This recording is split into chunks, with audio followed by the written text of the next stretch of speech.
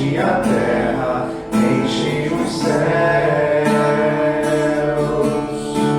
Tua glória enche a terra, tua glória enche os céus, tua glória enche minha vida, Senhor. Maravilhoso é estar em tua presença. Maravilhoso é poder te adorar. Maravilhoso é tocar em tuas vestes. Maravilhoso é te contemplar, Senhor. Maravilhoso é te contemplar, Senhor.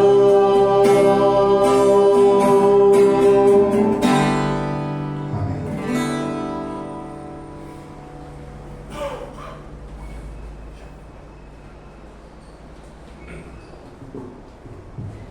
Nossa saudação a todos os irmãos, que a graça do nosso Senhor Jesus Cristo seja sobre a vida de cada irmão, cada irmã, e sobre a família de cada um de vocês, não só nessa noite, mas para todo sempre. Estamos aqui mais um domingo com a graça de Deus, para bendizer ao seu santo nome e louvá-lo.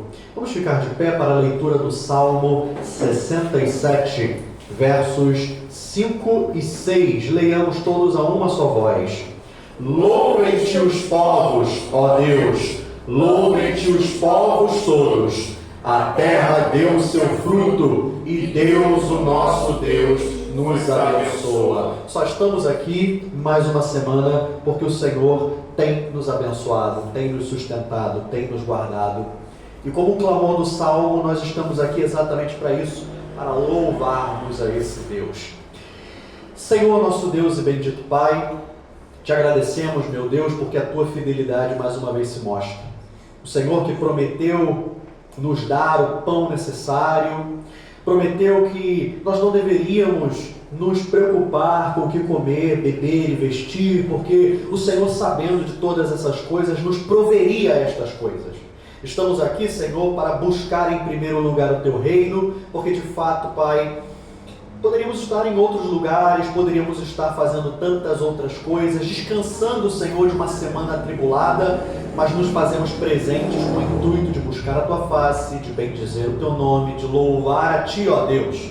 Te agradecemos pelas famílias da tua igreja, te agradecemos pela tua graça sobre nós, pela tua boa mão, pelo teu cuidado, pela tua misericórdia que nos acorda toda manhã e se renova sobre nossas vidas a cada manhã.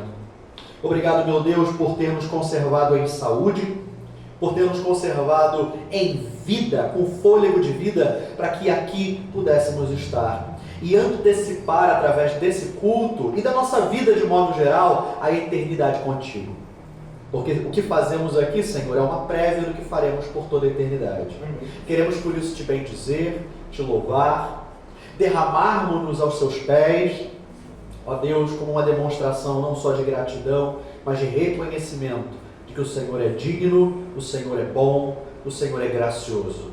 Tu, Senhor, que é Deus fiel, continua, Senhor, demonstrar essa fidelidade, continua a agir sobre as nossas vidas. Bendiz o teu nome, em nós e através de nós. Sê conosco e recebe esse culto em nome de Jesus. Vamos cantar o hino 32, o Deus fiel.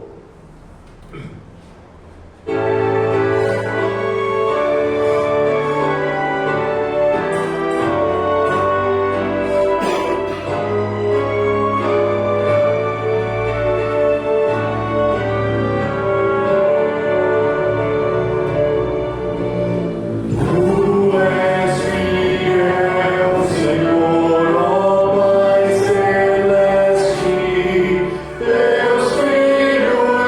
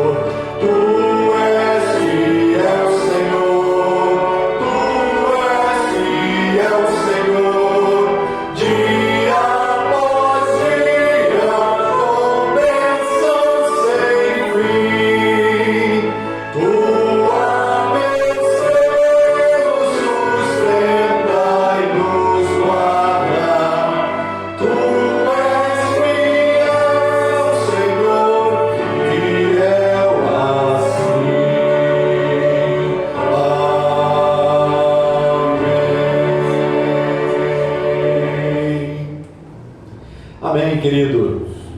Podem sentar, irmãos. Ato de contrição, onde buscamos a face do nosso Deus, confiado na sua graça. Isaías 55, 6 e 7, é um convite do nosso Deus que diz: buscai ao Senhor enquanto se pode achar, invocai-o enquanto está perto. Deixe o perverso o seu caminho, o iníquo os seus pensamentos, converta-se ao Senhor, que se compadecerá dele, e volte-se para o nosso Deus, porque é rico em perdoar. Nosso Deus é rico em perdoar. Ele tem prazer em dar perdão às pessoas, não é? Por isso, meu querido, não importa o que você fez, seja no seu passado, seja nessa semana que passou, a palavra de Deus, ela nos chama a nos voltarmos ao nosso Deus e a colocarmos no nosso coração um desejo sincero de abandonar os caminhos da perversidade, aquelas práticas e pensamentos iníquos que a gente sabe que não agradam ao nosso Deus. Fazendo isso, esse Deus nos conferirá uma transformação de vida, uma nova vida, trocará as nossas vestes e perdoará com isso os nossos pecados. Você tem então 1 minuto de oração silenciosa, uma oração pessoal, você e Deus, confessando a Ele os seus pecados. E eu estarei orando depois, levando de forma audível a nossa oração. Oremos.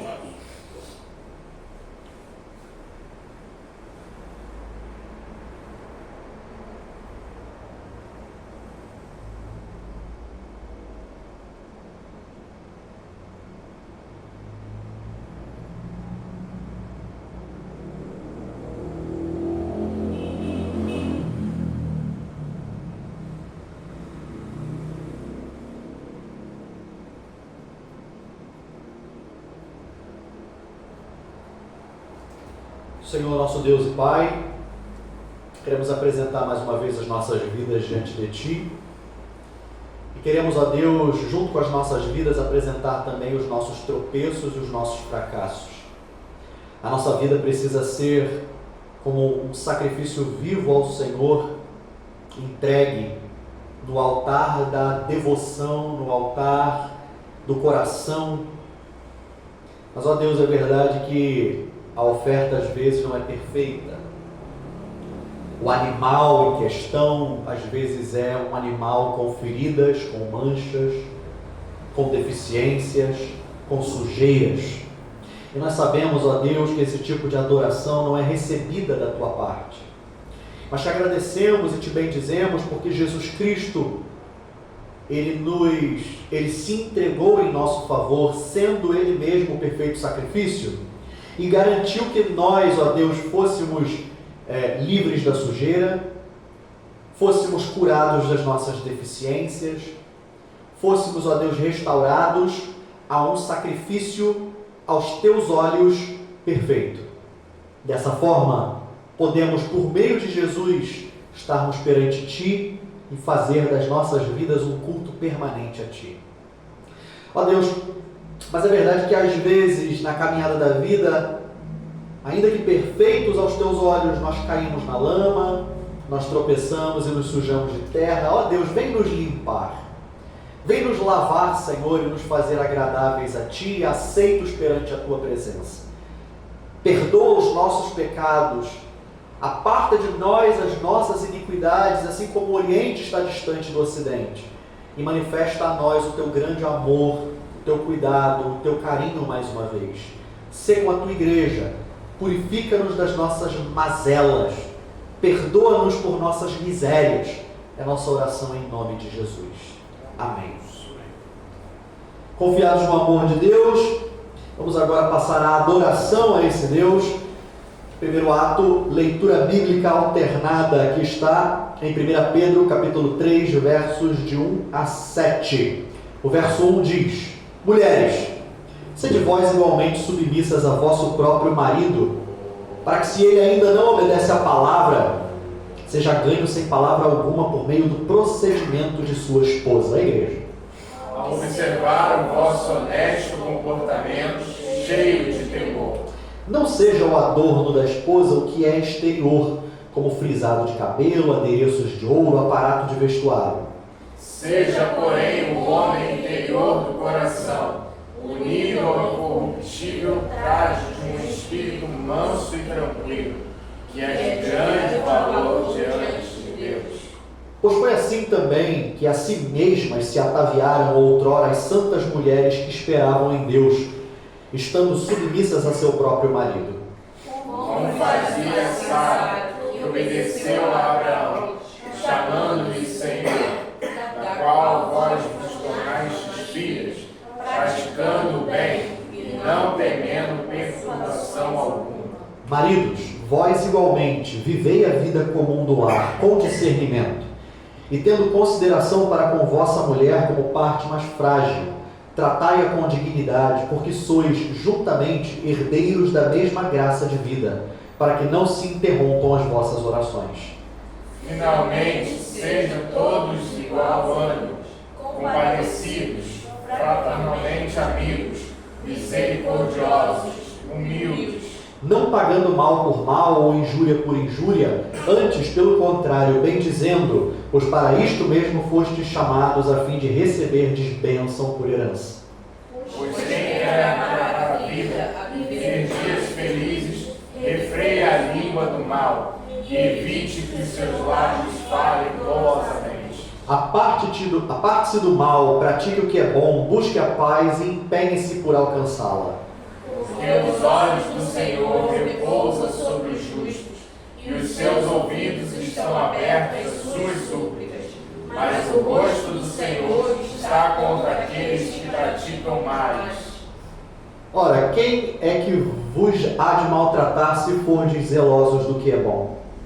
Mas ainda que venhais a sofrer por causa da justiça, bem-aventurados sois. Não vos amedronteis, portanto, com as suas ameaças, nem fiqueis alarmados. Antes, santificai a Cristo como Senhor em vosso coração, estando sempre preparados para responder a todo aquele que vos pedir razão da esperança que há em vós. Fazendo todavia com mansidão e temor, com boa consciência, de modo que aquilo em que falam contra vós outros, fiquem envergonhados os que difamam o vosso bom procedimento em Cristo. Todos, porque se for da vontade de Deus, é melhor que sofrais por praticardes o que é bom do que praticando o mal. Equipe de louvor nos levará em adoração nesse momento. Vamos ficar de pé para cantar ao nosso Deus.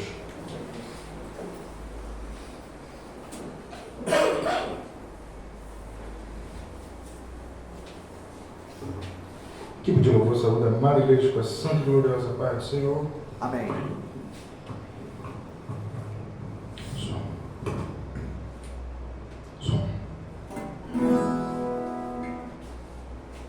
A letra já está redonda.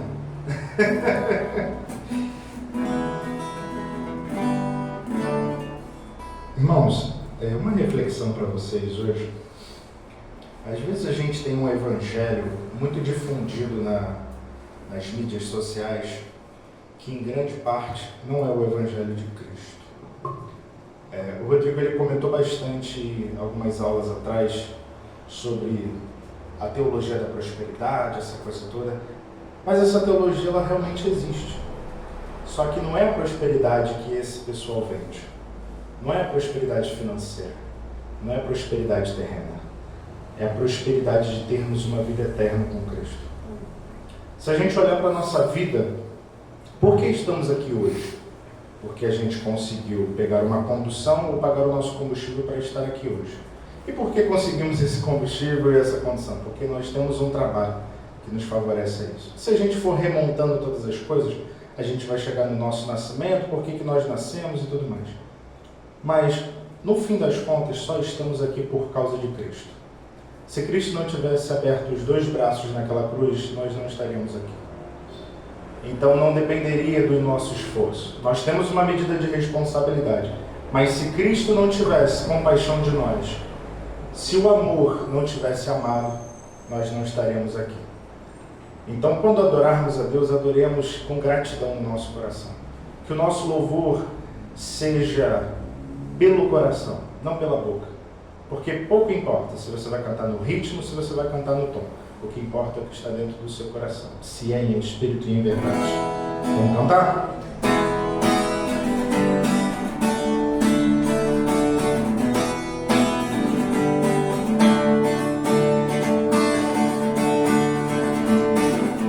Toda a terra está cheia da tua glória. Os céus declaram a tua grandeza, Rei meu e Deus meu. Eu nasci para te adorar e o teu nome proclamar. Eu quero ser um instrumento seu, Rei meu e Deus meu. Deus me chamou, eu disse: eis-me aqui. Vou te adorar, o meu prazer é te servir. Deus me chamou, eu disse: eis-me aqui. Vou te adorar, o meu prazer é te servir. Não consigo mais viver um segundo sem te ver. Meu coração precisa mais de ti, Rei meu e Deus meu. Meu desejo é estar aos teus pés e te adorar. A minha vida está em tuas mãos, Rei meu e Deus meu. Deus me chamou, eu disse: eis-me aqui. Vou te adorar, o meu prazer é te servir. Deus me chamou, eu disse: eis-me aqui. Vou te adorar, o meu prazer é te servir. A tua vontade é o que eu mais quero, cumprir o teu querer. A tua vontade é o que eu mais quero, cumprir o teu querer. Deus me chamou, eu disse: eis-me aqui. Vou te adorar, o meu prazer é te servir. Deus me chamou, eu disse: eis-me aqui. Vou te adorar, o meu prazer é te servir. Deus me chamou, eu disse: eis-me aqui. Vou te adorar, o meu prazer é te servir. Deus me chamou, eu disse: eis-me aqui. Vou te adorar, o meu prazer é te servir.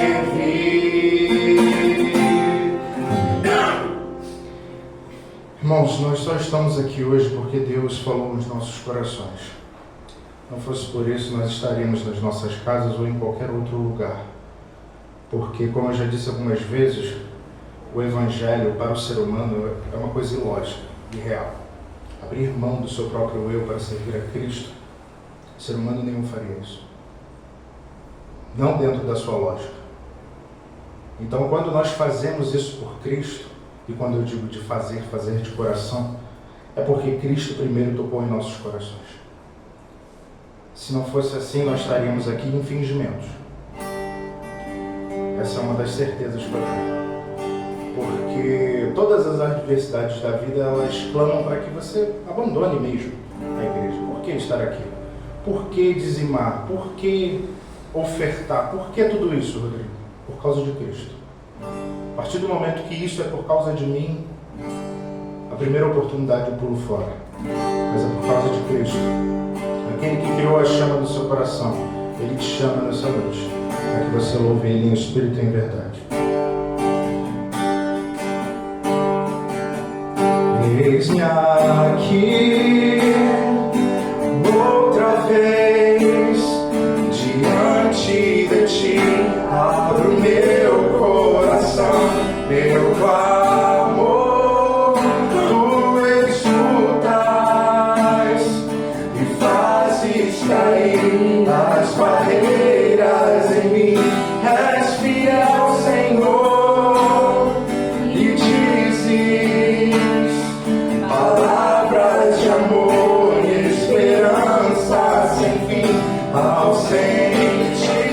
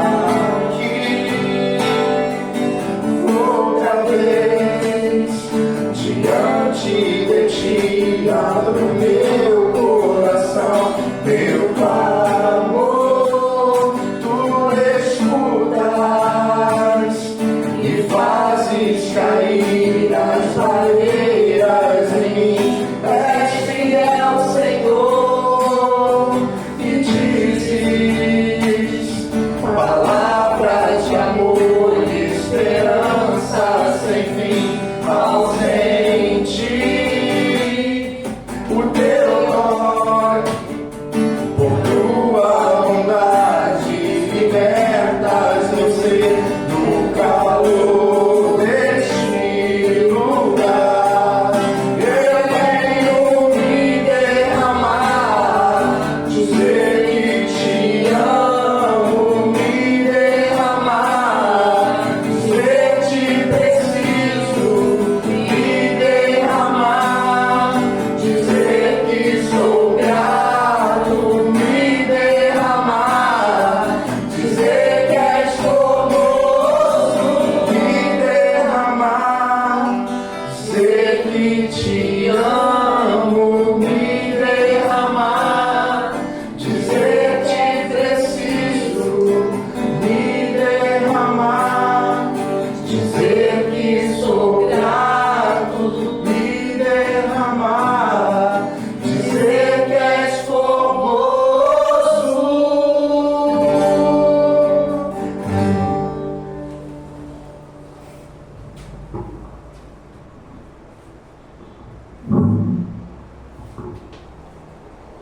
Amém, irmãos? Continuando nossa liturgia, vamos passar agora ao momento de dízimos e ofertas.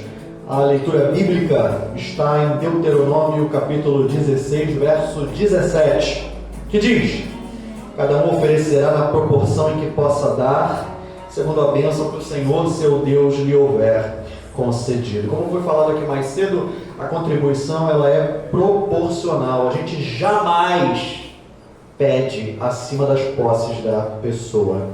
Por isso, dízimos e ofertas são uma forma de sustento da obra de Deus bastante generosa, sábia e útil, independentemente do quanto a pessoa tem, do quanto ela recebe, seja pouco ou muito, a contribuição nesse sentido iguala a todos. Por isso eu quero te encorajar a contribuir, de modo nenhum por constrangimento, mas por gratidão a Deus pela bênção que Ele nos tem dado, segundo a bênção que o Senhor, seu Deus, lhe houver concedido. Enquanto a equipe de louvor adora a Deus, você pode trazer o seu dízimo e a sua oferta, se sentir de maneira mais confortável fazê-lo por meios eletrônicos. Será projetado aqui o QR Code e a conta Pix da igreja.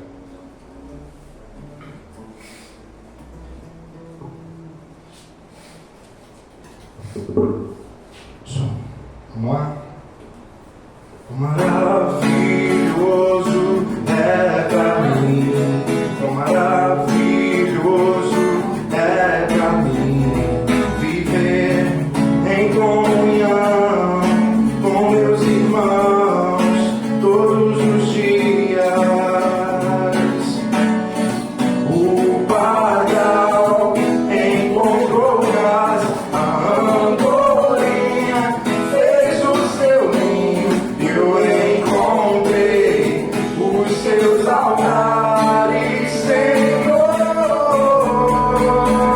Um dia em tua casa vale mais do que 1000 noites em outro lugar. Um dia em tua casa vale mais do que 1000 noites em outro lugar. Um dia em tua casa vale mais do que 1000 noites em outro lugar. Um dia em tua casa vale mais do que 1000 noites em outro lugar. Eu ando pelo mundo, mas tua casa é meu lar. Amém, glória a Deus.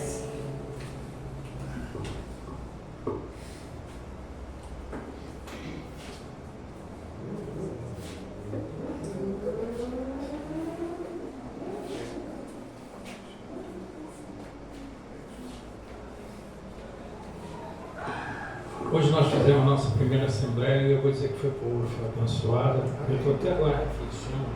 Eu vi os quadros que o Rodrigo mostrou e eu não tinha a menor ideia, vocês também deviam ter.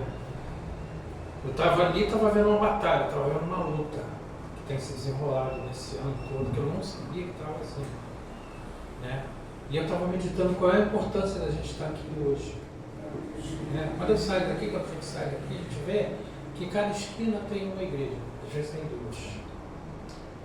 Então qual a importância da gente estar aqui, já que tem tanta? Aí eu me lembrei de Jeremias com a cangalha no pescoço e o profeta, acho que é Ananias, quebrando com a espada a cangalha.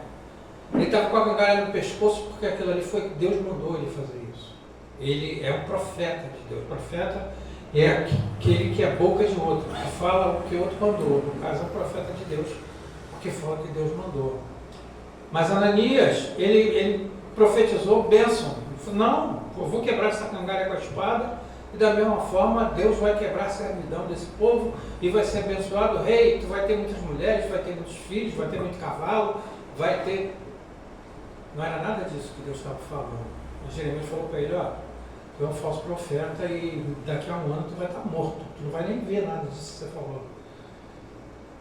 Então a gente ouve por aí, a gente passa e vê, olha, amanhã você vem cruzado de milagres. Eu profetizo bênção na tua vida. É fácil, você vai e muita gente vai porque está profetizando. Vai que o Botafogo vai ser campeão. Apesar que milagres acontecem, o Botafogo ganhou. Mas custou, né? Mas a diferença da gente estar aqui é porque aqui nesse lugar a gente pode ouvir a verdade. Amém. Aqui a gente ouve a profecia que vem da boca de Deus. Aqui a gente ouve um profeta de Deus. E lugares assim tão difíceis de encontrar hoje. Para a gente ser enganado, a gente lê o horóscopo. Todo dia o jornal fala que você vai ganhar na loteria, que você vai comprar um carro, que você vai conhecer a mulher da tua vida, ou o marido da tua vida, e nada disso acontece, porque eles são profetas de mentiras suaves, de palavras suaves. O verdadeiro profeta traz a verdade da boca de Deus, seja ela boa, seja ela má. E aqui a gente é um lugar, um dos poucos lugares onde a gente pode ouvir a verdade. Então a gente tem que orar, a gente tem que se doar mais ainda, participar, entrar de cabeça naquela batalha que estava mostrada ali, né? Primeiro contar com o suporte de Deus, que sem Ele, se Deus não edificar a casa, em vão trabalhos que Ele fez, Então, primeiro a gente tem que batalhar em oração, e depois a gente tem que se empenhar para que esse raio de luz, essa flor de sal que está nascendo aqui, ela se espalhe como a pedra que atingiu a estátua de Nabucodonosor, e ela enche o mundo inteiro. E a pedra não é nem a igreja de Vasconcelos, nem a igreja, a IPB. A pedra é Cristo, Jesus. Pai, nós te agradecemos, Pai, pelo suporte que o Senhor tem nos dado até aqui, Senhor. O Senhor nos deu o conhecimento da verdade e nós aprendemos a amar a verdade. Pai, sustenta-nos na verdade. E a verdade é conhecer a Ti e o Teu Cristo, aquele que Tu enviaste. Pai, sustenta-nos. Nós cremos. Ajuda-nos na nossa incredulidade. Sustenta a nossa fé, Senhor, pois o Senhor é o autor e consumador. Abençoa todos aqueles que estão aqui, as famílias que aqui estão representadas, Senhor Deus. Abençoa aqueles que mais tarde verão esses vídeos na internet, Senhor. Abençoa a Tua igreja, Senhor. Nós sabemos a dificuldade, o Senhor melhor do que ninguém sabe. Porque quando a gente pensa que está lutando, é o Senhor que está lutando no nosso lugar. Então nós pedimos, Senhor Deus, que o Senhor tome a frente dessa batalha. Senhor Deus, nos capacite, nos fortifique. Que o Senhor toque o nosso coração, mova o nosso espírito, para que nós nos empenhemos cada vez mais com arma, armadura, badeias e escudos, e que enfrentemos os inimigos, os materiais e os imateriais, que são piores ainda, são mais poderosos. Senhor, sustenta a Tua obra, é o que nós pedimos e te agradecemos, no nome santo de Jesus. Amém.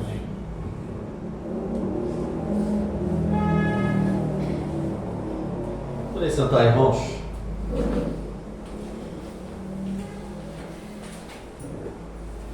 Vamos passar ao ato de intercessão, onde lembramos dos pedidos de oração. 1 Samuel 12, 22 e a primeira parte do verso 23 diz: Pois o Senhor, por causa do seu grande nome, não desamparará o seu povo, porque aprouve ao Senhor fazer-vos o seu povo. Quanto a mim, longe de mim que eu peque contra o Senhor, deixando de orar por vós. Os profetas, como o André bem mencionou, eles eram boca de Deus, mas eles também tinham um outro ofício, que era o de intercessores. O profeta falava da parte de Deus, mas falava do povo a Deus também. Samuel aqui considera um pecado deixar de orar por Israel, por dois motivos. Porque, primeiro, ele estaria negligenciando o seu chamado como profeta. E segundo, porque ele demonstraria falta de amor pelo povo que Deus amou. Nós temos responsabilidade espiritual. Porque assim como Samuel, que era profeta, mas também era sacerdote, todos nós em Cristo Jesus somos feitos sacerdócio santo. E nessa parte de intercessão, pelo menos, todos nós somos profetas de Deus. De qualquer forma, somos membros do corpo de Cristo. E membros do corpo chamados para carregar os fardos uns dos outros, por meio da oração e assim, amando os nossos irmãos. Orar pelo outro é uma forma de fazer o bem. E aquele que sabe fazer o bem e não faz, nisso está pecando. Nós vamos então clamar a Deus pelo que nós já temos feito, né? Pelo nosso país, pela nossa igreja, pelos nossos auxiliadores e pelos enfermos. Eu mandei mensagem para o Fábio hoje cedo, ele ainda não viu a mensagem, e como a gente está com esse problema de internet aqui na região, também já não sei se ele respondeu, perguntando como é que estava a filha dele. Nós oramos por ela no domingo passado, né? Ela está com um quadro de pneumonia. Nós vamos mais uma vez interceder por essa criança. Põe diante de Deus seus pedidos de oração, vamos orar ao Senhor.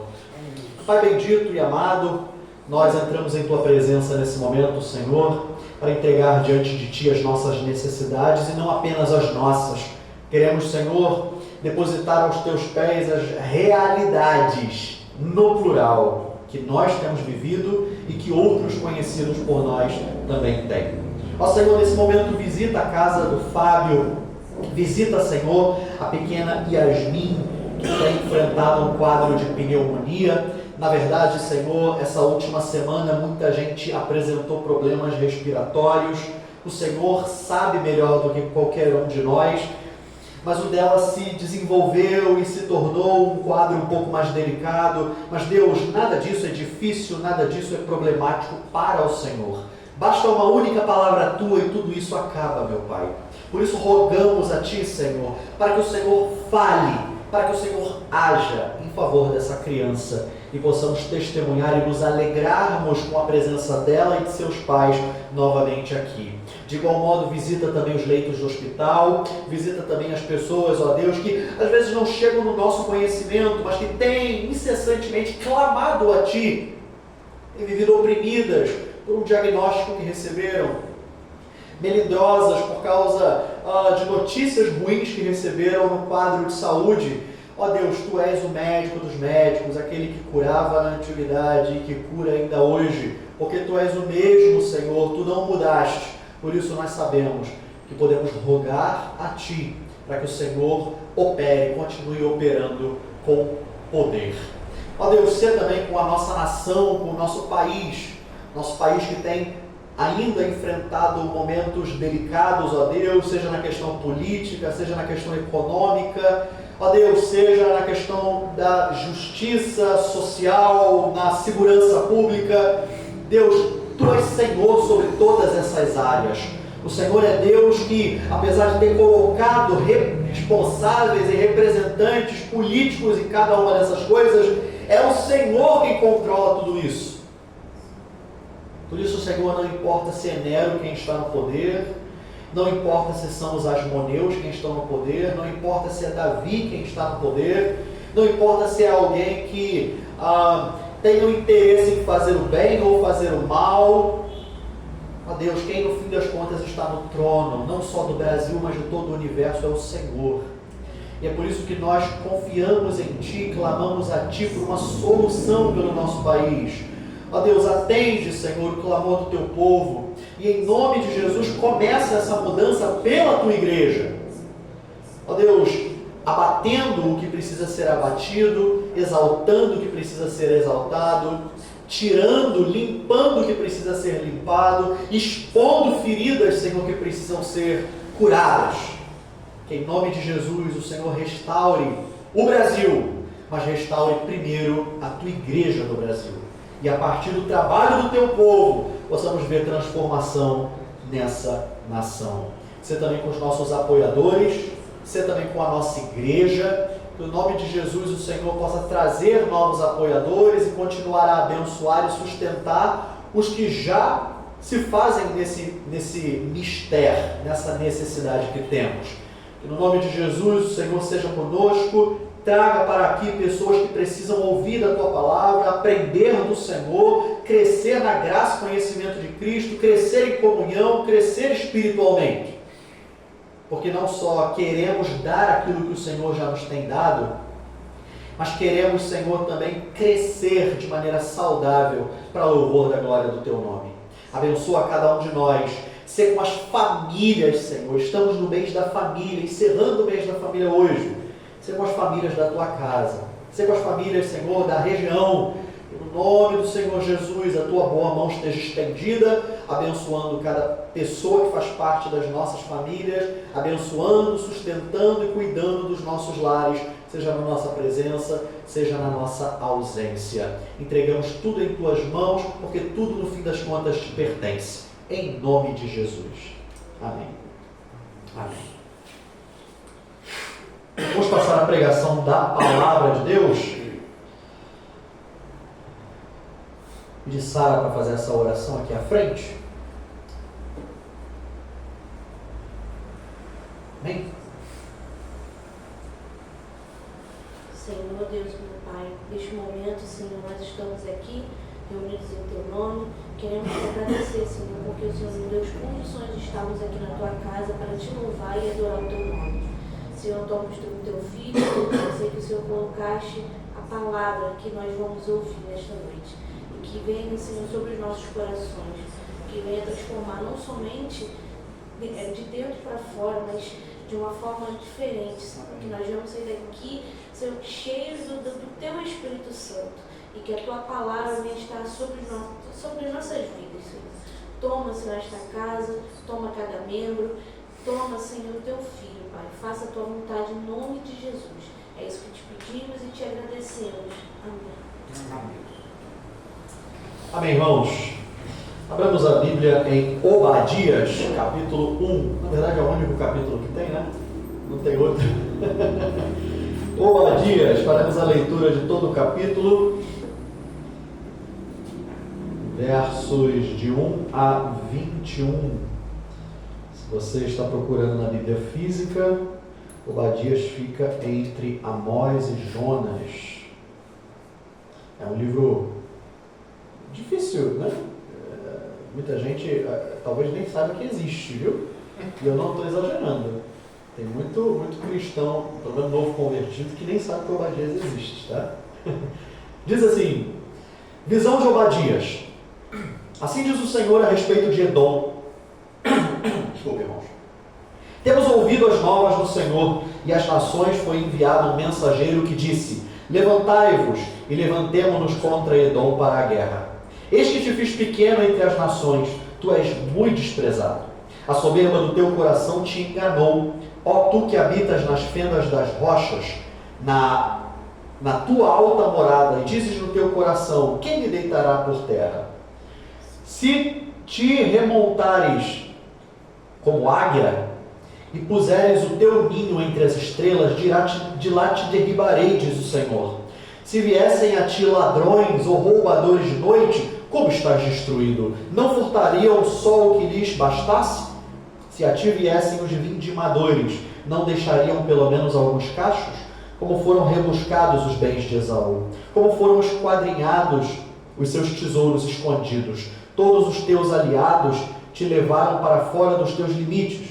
Os que gozam da tua paz te enganaram. Prevaleceram contra ti os que comem o teu pão. Prevaleceram contra ti. Os que comem o teu pão puseram armadilhas para teus pés. Não há em Edom entendimento. Não acontecerá naquele dia, diz o Senhor, que farei perecer os sábios de Edom e o entendimento do monte de Esaú? Os teus valentes, ó Temã, estarão aterrorizados para que do monte de Esaú seja cada um exterminado pela matança. Por causa da violência feita a teu irmão Jacó, cobrir-te-ás a vergonha e serás exterminado para sempre. No dia em que, estando tu presente, estranhos lhe levaram os bens, e estrangeiros lhe entraram pelas portas e deitaram sorte sobre Jerusalém, tu mesmo eras um deles. Mas tu não devias ter olhado com prazer para o dia de teu irmão, o dia de sua calamidade, nem ter te alegrado sobre os filhos de Judá no dia da sua ruína, nem ter falado de boca cheia no dia da angústia. Não devias ter entrado pela porta do meu povo no dia da sua calamidade. Tu não devias ter olhado com prazer para o seu mal no dia da sua calamidade, nem ter lançado mão dos seus bens no dia da sua calamidade. Não devias ter parado nas encruzilhadas para exterminares os que escapassem, nem ter entregado os que lhe restassem no dia da angústia, porque o dia do Senhor está prestes a vir sobre todas as nações. Como tu fizeste, assim se fará contigo. O teu malfeito tornará sobre a tua cabeça, porque como bebeste no meu santo monte, assim beberão de contínuo todas as nações. Beberão, sorverão e serão como se nunca tivessem sido. Mas no monte Sião haverá livramento. O monte será santo e os da casa de Jacó possuirão as suas herdades. A casa de Jacó será fogo e a casa de José chama e a casa de Esaú restolho. Aqueles incendiarão a estes e o consumirão, e ninguém mais restará da casa de Esaú, porque o Senhor o falou. Os de Negueb possuirão o monte de Esaú, os da planície aos filisteus, possuirão também os campos de Efraim, os campos de Samaria, e Benjamim possuirá a Gileade. Os cativos do exército dos filhos de Israel possuirão os cananeus até Sarepta, e os cativos de Jerusalém, que estão em Sefarade, possuirão as cidades do sul. Salvadores hão de subir ao monte Sião, para julgarem o monte de Esaú, e o reino será do Senhor. Amém. Última mensagem a respeito do mês da família. Que bobadias tem a ver com família? Queridos, o caráter de uma criança, ele é formado a partir de uma série de processos, de experiências que a criança vive, de exemplos que ela observa, de ambientes que essa criança é exposta, que ela acaba frequentando. Mas de todos esses fatores que eu acabei de citar, com certeza é dentro do lar que o caráter de uma criança começa a se desenvolver. Com todo o cuidado, com toda a instrução, com toda a correção dos pais. E não pense você que é uma coisa fácil, né? Não é uma coisa fácil prover educação, não é uma coisa fácil ensinar a criança no caminho que ela deve andar, como diz lá Provérbios. Envolve muito trabalho, muito empenho, muita paciência, muita perseverança. Envolve muito de abrir mão da sua própria vontade, mas é algo que inevitavelmente gera frutos. E quantos de nós não podemos olhar para a nossa própria experiência familiar e dizer que nos tornamos cidadãos exemplares, gente reta de caráter, por termos sido ensinados pelos nossos pais a sermos assim? Fazer o que é certo, por termos sido corrigidos por eles quando necessários, disciplinados quando necessários. Mas é verdade que nem todo pai, nem toda mãe está pronto para esse esmero todo, né? Tem pais e mães extremamente negligentes por aí, e há uma série de fatores para isso. Me permita dar alguns exemplos aqui. especialmente nos nossos dias, nos nossos tempos, muitos nem querem ter filho, tá? Nem querem ter filho. Por quê? Para que isso não atrapalhe a carreira profissional, para que isso não acabe com a vida financeira, não atrapalhe os planos, não atrapalhe os projetos da pessoa. E se aí uma gravidez indesejada acaba acontecendo, quando não abortam, né? Quando resolvem ter a criança, que muitos acabam abortando, a criança vem ao mundo, mas ela é vista como um estorvo, como um peso.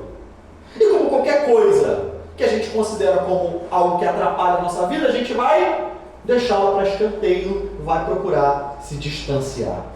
Então, se terceiriza o papel de pai e de mãe, e com isso o carinho e o cuidado familiar são negligenciados. Esse é o primeiro caso. Um outro caso é que há pais que às vezes trabalham demais e se tornam ausentes emocionalmente. Eles já chegam em casa cansados, não querem dar atenção aos filhos, não querem saber como foi o dia deles, não ouvem o que eles têm a dizer, fazem viagens a trabalho, ficam dias fora, quando voltam se preocupam com todo tipo de coisa, menos com a família. E trabalhar é uma coisa necessária, mas o trabalho excessivo, ele se torna um ídolo. E esse ídolo, muitas vezes, é adorado através do sacrifício das nossas famílias. E para tentar compensar a ausência paterna ou materna, eles começam a dar coisas aos seus filhos, enfiam tela na criança, né? Querendo entretê-la, querendo acalmá-la, querendo distrair a criança para que ela não perceba a ausência, quando na verdade estão abrindo porta para um grande prejuízo para a criança e para a própria relação familiar. Há pais que não dão ouvidos aos que os filhos dizem e são completamente autoritários. Tudo que a criança fala é drama, é besteira, né? Fazem a criança com isso reprimir os sentimentos, engolir as próprias emoções e acumulando aquilo tudo dentro de si. E aí ela percebe que não pode contar com os próprios pais quando tiver um problema, porque sabe que vai ouvir que é besteira, que é drama, para com isso, engole o choro. Uma casa, um ambiente onde só tem briga, grito, violência, gera traumas na criança. E aí quase sempre esses quadros terminam com separação e a criança ela se sente culpada, fica confusa, tem medo constante de tudo, né? A casa, a família, que deveria ser um lugar de acolhimento, de consolo, se torna um ambiente tóxico, destrutivo e adoecedor. E esses são alguns exemplos, tá? São apenas alguns exemplos que nós costumamos ver aí pelo mundo afora, de como as atitudes dos pais afetam os filhos, seja positiva ou negativamente. Agora, é preciso dizer também que é verdade que o desvio de caráter de uma criança nem sempre é culpa dos pais, tá? Isso é necessário dizer. Às vezes os pais se esforçam para dar para ela o melhor que podem, mas por outras razões essa criança se desvirtua. Mas via de regra, a falta de proximidade, seja do pai e da mãe, gera essas raízes profundas, né? Acabam tendo consequência para a vida inteira. E pasme você, o livro de Obadias é um retrato disso, tá? Porque ele só existe porque um casal, 1500 anos antes, cometeu um erro. Alguns erros, né? Cometeu alguns erros. Bom, Obadias ele faz parte dos profetas menores, como vocês viram, e dentre os profetas menores, ele é o menor dos menores. Na verdade, ele é o menor de todos os livros do Antigo Testamento. Ele tem apenas 21 versículos. E esse livro trata da derrota definitiva de um inimigo histórico de Israel, que era o povo de Edom. Obadias é um alerta para mim e para você de que erros de uma família, se não forem tratados da forma correta, podem ter consequências, não só naqueles que estão diretamente envolvidos, mas também até gerações futuras e, quem sabe, nações inteiras. O ponto aqui começa com uma família de crentes, tá? Uma família crente. Para você ver que nós não estamos isentos de cometer erros. A família aqui é a família de Isaac e de Rebeca. Uma família muito bonita. Família da promessa, o cumprimento de promessa. De um casamento em amor, Isaac era o filho de Abraão, filho que Deus havia prometido que daria a Abraão, apesar da esterilidade e da idade avançada de sua mulher. Esse rapaz foi um verdadeiro milagre, que Deus teve que intervir. Herdou uma grande fortuna de seu pai e herdou também as promessas e a bênção de seu pai. Rebeca era estéril e durante 20 anos Isaac rogou a Deus para que ela tivesse o seu ventre curado. E Deus, também para que a promessa continuasse a partir deles, atendeu ao seu pedido e ela gerou a gêmeos, Jacó e Esaú. Duas nações que dentro do ventre já não se davam muito bem. Os meninos cresceram, mas por um erro de Isaac e Rebeca, ao invés de serem unidos, os dois se acostumaram a viver em competições, se acostumaram a ser inimigos. Gênesis 25, 28 vai nos informar que Isaac amava a Esaú e Rebeca amava a Jacó. Veja, existe uma predileção dentro da família. A mãe ama um filho, o pai ama o outro. E essa predileção foi uma das coisas que acabou causando a ruína da família. Por quê? Vamos à sequência de problemas. Jacó comprou a primogenitura do seu irmão de uma maneira muito astuta.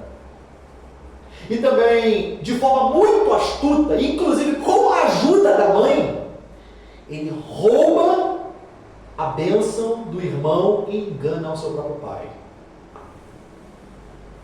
Ao perceber que tinha sido enganado e roubado por Jacó, Gênesis 27, 41 vai dizer que Esaú passou a odiar ao seu irmão e planejou que assim que Isaac morresse, ele mataria o seu irmão também. Se vingaria, né? Quando Rebeca descobre esse plano de Esaú, para proteger o seu filhinho preferido, o que ela faz?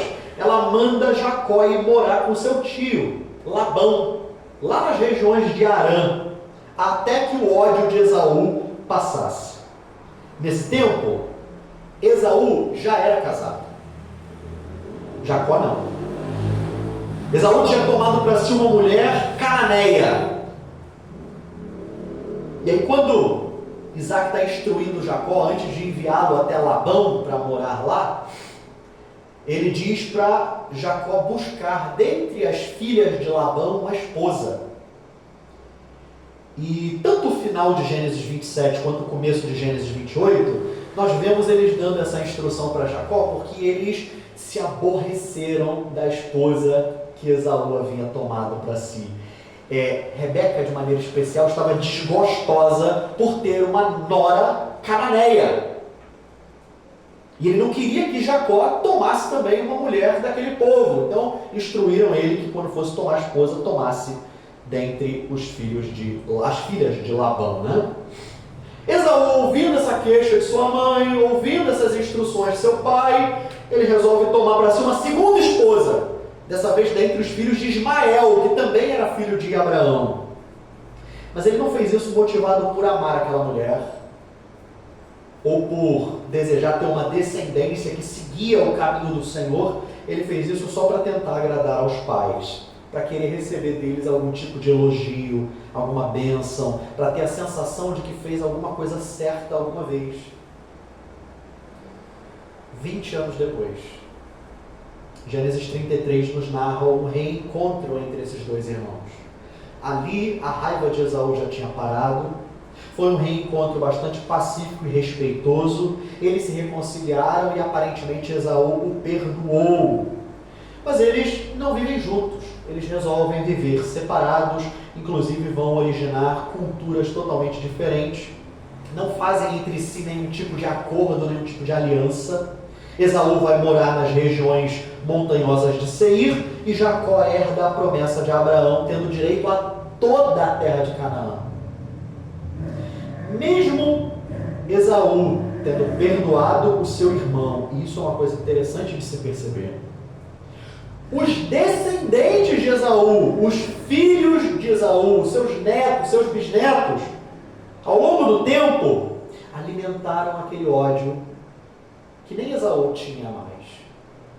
20 anos com raiva do seu irmão, até que eles puderam se reconciliar. 20 anos é tempo suficiente para você colocar na cabeça do teu filho que fulano é teu inimigo, de que ciclano não merece piedade. E isso aconteceu. Principalmente quando eles começaram a ver os judeus conquistando aquela terra toda, e eles olhando para a sua realidade, nós estamos aqui só com o Monte Seir, e eles estão lá com todo o país de Canaã. Eles não podiam gozar daquilo, daquele privilégio. Tiveram sua bênção roubada, se sentiram injustiçados, inferiorizados, por não serem mais o povo da promessa, porque o meu tio roubou a bênção do meu pai. E isso foi gerando neles esse sentimento de injustiça, esse ressentimento que passou de pai para filho e se perpetuou. Esse ranço se mostra em alguns momentos da história de Israel bem importantes. Quando eles estão saindo do Egito, por exemplo, estão caminhando pelo deserto, precisam passar pela região dominada por Edom, que era o povo de Esaú. Eles falaram assim: olha, nós não queremos nada de vocês, nós só queremos passar pelo território de vocês. Só passar. Nem a água do poço de vocês a gente vai beber, e se a gente precisar consumir alguma coisa, a gente vai pagar por isso. O povo de Edom disse: não, vocês não vão passar por aqui, e se insistirem, a gente vai sair à guerra contra vocês. Esse foi o primeiro momento em que esse ressentimento se mostrou, né? Um segundo momento, e é aí que o livro de Obadias entra, foi 1500 anos depois.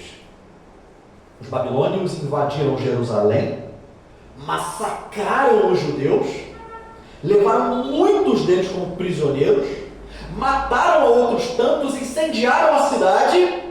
Foi um banho de sangue, tá? E sabe o que os edomitas, os descendentes de Esaú, fizeram? Nada. Aliás, fizeram, mas para prejudicar os judeus, ainda mais naquele instante de dificuldade. Vamos ver novamente o que diz os versos de 10 a 14. Se você puder abrir, Obadias, versos de 10 a 14. Olha o que o texto diz. Por causa da violência feita a teu irmão Jacó, cobrir-te-ás a vergonha e serás exterminado para sempre. Olha só.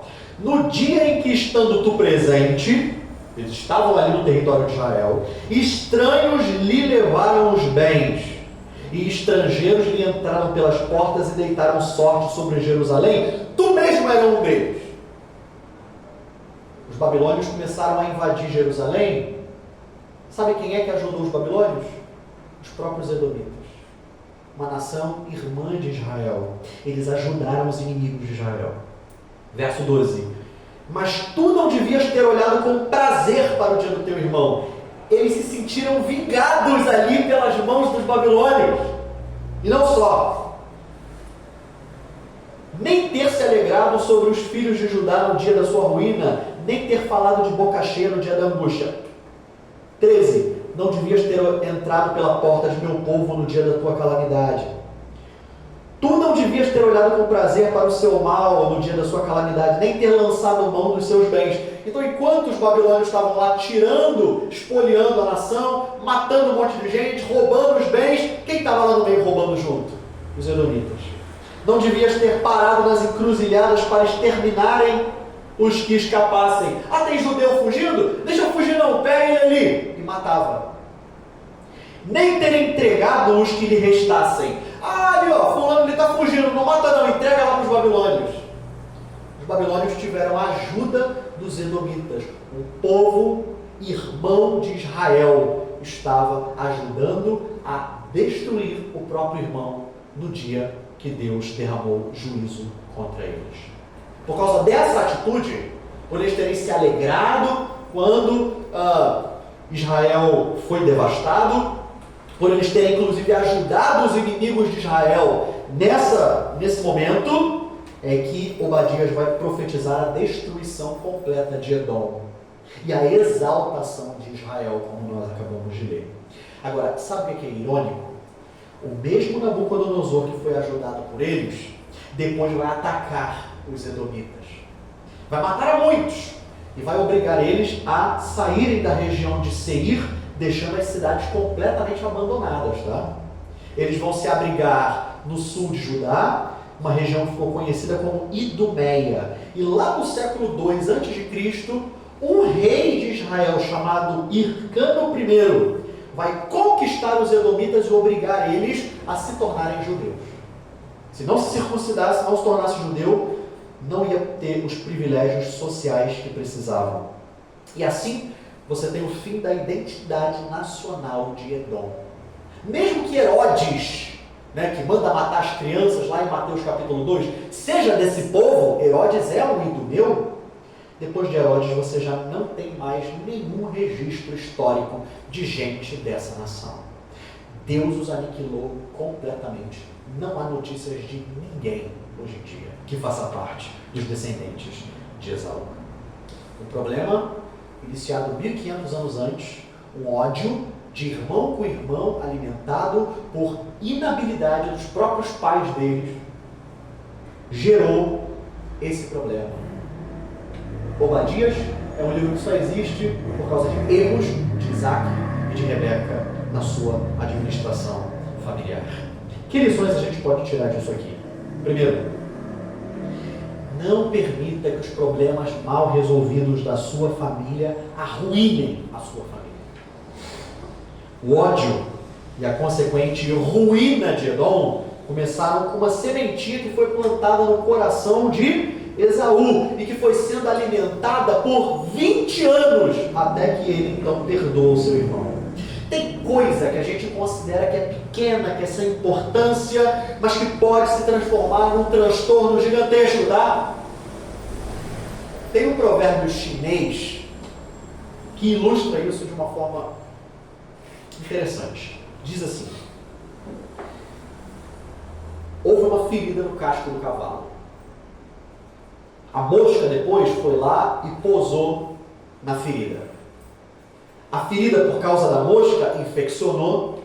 E a infecção, porque não foi tratada, fez com que a pata do cavalo necrosasse. Já que a pata do cavalo necrosou e ele já não era mais útil, tiveram que sacrificar o cavalo. Por terem que sacrificar o cavalo, a mensagem teve que ser entregue através de um mensageiro a pé. Não tinha mais cavalo. Por ele ter entregue a mensagem a pé, ele não conseguiu chegar a tempo. E por ele não ter chegado a tempo, a mensagem não foi entregue ao comandante. Por não ter sido entregue ao comandante, ele tomou a decisão errada e a batalha foi perdida. Tudo começa com uma ferida no pé do cavalo. E as coisas vão escalonando e chegando até uma derrota militar que compromete vidas. Talvez, irmão, você tenha magoado alguém. Talvez você tenha falado algo que não deve, você tenha, no momento de raiva, dito algo de forma maliciosa mesmo, para ferir o outro. Cara, procura essa pessoa, tá? Procura essa pessoa e se reconcilie com essa pessoa. Mate essa raiz de ódio, essa sementinha plantada o mais rápido que você puder e não espere 20 anos até que ela seja uma árvore completa. Gere frutos e outros comam desse fruto do ódio e acabe te dando muito mais trabalho. Peça perdão. Se reconcilie com essa pessoa que você magoou. Talvez você tenha sido magoado. E a você que foi magoado, eu digo, abra mão do seu ego. Abra mão da sua mágoa. Abra mão de querer ter razão. Não se importa com quem está certo, quem está errado, de quem é a culpa. É melhor viver no lar, em paz e tranquilidade, do que ter razão em discussões. É melhor. Como diz a palavra de Deus, abandona a ira, deixa o furor. Em outra parte diz, não se ponha o sol sobre a vossa ira. Não permita que o sol, deixe o céu e você continue com raiva. Não permita isso. Não nutra ódio contra quem te fez o mal. Perdoe, porque o ódio é comparado na Bíblia ao assassinato. Sabe por quê? Porque é no solo do ódio que o assassinato, que a maldade, que a vingança florescem. O ódio, ele nos cega, né? Ele afasta de nós a razão. Você passa a se tornar uma pessoa cega pelo desejo de vingança. E não afasta da gente só a razão, não. Afasta da gente também a bênção de Deus, né? Então, em primeiro lugar, meu irmão, não deixe que as coisas mal resolvidas na sua família arruinem a sua família. Tá? Segundo, seja canal de reconciliação no seu lar. E não a razão de divisões. Como dizem, você tem que ser construtor de pontes e não de muros, né? Os pais de Esaú e de Jacó não usaram sabedoria nesse sentido, tá? Mesmo sem perceber, eles se tornaram a ferramenta para a competição e a desunião desses dois filhos. Eles tinham tratamentos diferentes para os dois, o que acabou gerando em uma das partes, Esaú, um sentimento de injustiça. Além disso, eles não os ensinaram a valorizar os laços, não os incentivaram a viver unidos, e ao invés de apaziguarem a situação e promover o perdão, eles julgaram que mandar Jacó lá para Labão seria a melhor ideia. Né? Meu filho, você quer se vingar do seu irmão? E ao invés de tratar esse problema, não, vamos mandá-lo numa viagem por tempo determinado. Né? Não é assim que funciona. Isso, como a gente vê aqui em Obadias, reverberou nas gerações futuras. Vidas, meu irmão, foram exterminadas por isso. Gente morreu por causa de algo que foi feito no passado. E quantas vidas também não têm sido perdidas por causa de lares divididos? Quantos filhos que não chegaram a tirar a vida dos próprios pais? Quantos pais que não chegaram a tirar a vida dos próprios filhos? Quantos maridos e esposas já não tiraram a vida do próprio cônjuge? Quantos irmãos já não se mataram? E quando não é isso, há um tipo de morte em vida. Porque se vai para o trabalho, é um lugar insalubre, mas quando se chega em casa, talvez é tão insalubre a relação que existe ali quanto no trabalho. A pessoa não tem um lugar, um porto seguro, porque a sua casa está dividida e está devastada. Quantos casamentos não vão ser destruídos porque simplesmente se reproduzem padrões. Eu aprendi assim dos meus pais, eu vou tratar assim também os meus filhos, porque é o que eu sei fazer. Eu aprendi assim dos meus pais, então eu vou reproduzir assim também. Eu vi o meu pai tratar a minha mãe assim, eu vou tratar a minha mulher, eu vou tratar o meu marido desse jeito. E casamentos fadados ao fracasso, porque reproduzem essas coisas. Meu irmão, que não seja você a razão da ruptura na sua casa, a razão da desunião e a razão da ferida antes. Seja você aquele que vai lá e costura, né, o que foi rasgado. Seja você o que vai lá e reata os laços que foram desfeitos. Seja você aquele que vai lá e coloca remédio na ferida. Vai lá procurar reconciliação. Segundo lugar, seja canal de reconciliação pelo lar. Terceiro lugar, saiba que o juízo de Deus e a bênção de Deus alcançam as relações familiares. Deus não faz vista grossa para os pecados familiares. Deus não faz vista grossa. A sua bênção está sobre as famílias, mas o seu juízo também pode vir sobre famílias. Deus constituiu a família, espera que as pessoas vivam unidas, reconciliadas, vivendo em amor e justiça, até porque a família nasce de uma aliança, um acordo entre marido e mulher, de pais que se comprometem a cuidar dos seus filhos, de filhos que se comprometem a se submeter aos seus pais, e essas alianças precisam ser honradas e cumpridas. A família, ela tem uma implicação espiritual muito grande. Aquele que não cuida dos seus negou a fé e é pior do que o incrédulo. 1 Timóteo 5, né? Os adúlteros, quer dizer, quem trai o marido ou a esposa, não herdará o reino dos céus. No Antigo Testamento, o filho que amaldiçoava o pai e a mãe era condenado à morte. Honrar pai e mãe é o primeiro mandamento com promessa.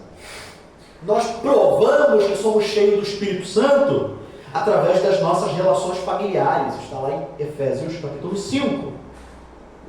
A forma, enfim, né? A forma como nós vivemos em família pode atrair ou repelir a bênção de Deus. Então, como é que nós estamos cuidando dos nossos filhos? Como é que nós estamos cuidando dos nossos pais, dos nossos parentes? Como nós estamos tratando os nossos cônjuges? Porque Deus vai requerer isso de você, tá? Naquele grande dia, Deus vai prestar contas com você da forma como você cuidou dos seus. Edom colheu os frutos do ódio persistente por seu irmão e foi punido por Deus. Que nós não sejamos assim nos nossos lares. Querido, resolva os problemas do seu lar e não permita que as pequenas coisas mal resolvidas se instalem e corroam a base da sua família. Seja um canal de reconciliação e de perdão. Cuide bem da sua casa. E saiba que Deus está sempre pronto a abençoar uma família que se volta uns para os outros em amor. Mas Ele também pesa a mão sobre lares onde reina o desrespeito, a injustiça e a impiedade. Veja, portanto, como você tem, nessa noite, cumprido o seu papel na sua casa. Como você tem sido pai e mãe, como você tem sido filho ou filha, como você tem sido marido e esposa. Como? Que a palavra de Deus possa nos levar à reflexão e nós possamos sair daqui com o desejo de sermos pessoas melhores dentro da nossa casa. Vamos ficar de pé. Santo e bendito Deus, nós agradecemos a Ti. Agradecemos, Deus, por encerrarmos o mês da família e por sermos da Tua parte instruídos nesse caso. Ó Deus, será que sementes da mágoa, da ingratidão, da injustiça têm estado em nossos corações, ó Pai? Ó Senhor, que o Teu Espírito esquadrinhe os nossos corações e em nome de Jesus possa matar qualquer uma dessas sementes, não permitindo, ó Deus amado, que ela se desenvolva e que ela se torne raiz de amargura, raiz de ira, raiz, ó Deus, de inimizade dentro da nossa casa.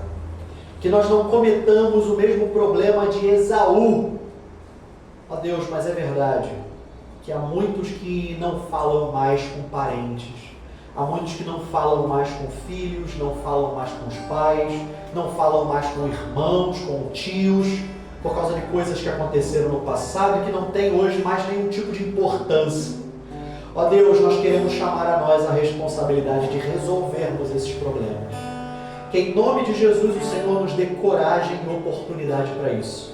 Que o Senhor tire do nosso coração e desarraigue de lá de dentro toda a mágoa, todo o sentimento de injustiça. Que o Senhor retire de nós tudo que não agrada a Ti. Ó Deus, e perdoa-nos por alimentar essas coisas durante tanto tempo, talvez. Ó Pai, não queremos que pela inimizade familiar os nossos lares sejam alvos do Teu juízo, como foi sobre Edom. Mas queremos gozar da Tua bênção, da Tua prosperidade. Queremos gozar das fiéis promessas do Senhor, da Tua correção, ó Deus, para que melhoremos enquanto família. Queremos ser, ó Deus, como o Teu povo, amados por Ti e depósitos da Tua graça. Que o Senhor nos abençoe e nos leve em paz até os nossos lares. E que chegando lá encontremos os nossos bem, com saúde, e possamos nos alegrar na presença deles e todos nós na presença do Senhor. Restaura, Senhor. Refaz os laços. É a nossa oração em nome de Jesus, porque uma família forte faz uma igreja forte, faz uma cidade, um país, uma sociedade forte também. Amém e graças a Deus. Oremos, irmãos, a oração que nos ensinou o Senhor Jesus, dizendo: Pai nosso que está nos céus, santificado seja o Teu nome. Venha o Teu reino, seja feita a Tua vontade, assim na terra como nos céus. O pão nosso de cada dia nos dá hoje. Perdoa as nossas dívidas, assim como nós perdoamos aos nossos devedores. E não nos deixes cair em tentação, mas livra-nos do mal, pois teu é o reino, o poder e a glória para sempre. Amém. Amém. Amém.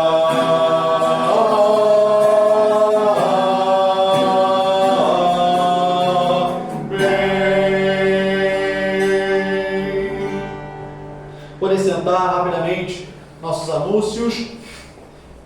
Já que hoje tivemos a nossa assembleia e não vai ser necessário remarcar por falta de quórum, está mantida a aula da Escola Bíblica Dominical, dando continuidade ao estudo da Confissão de Fé de Westminster, no domingo que vem. A Confissão de Fé de Westminster encerra a série de estudos que estamos fazendo desde que nós abrimos a nossa igreja a respeito do presbiterianismo. Nós teremos, depois da Escola Bíblica Dominical, domingo que vem, o início, dos cultos que celebram o aniversário da nossa igreja. Aniversário que vai ser no dia 8, mas nós celebraremos durante todo o mês de junho. Venha, traga um visitante. E às quartas-feiras daremos continuidade, está acabando, mas daremos continuidade ainda essa semana, quem sabe a próxima, aos estudos a respeito sobre heresias lá no nosso canal. Se puder, compartilhe com aqueles que você acha que podem achar interessante o conteúdo. E foi decidido aqui que estudaremos escatologia logo depois. Queridos, ouçamos o pós-lúdio. Está encerrado o nosso culto. Abençoe o Senhor a sua casa e a sua semana. Amém.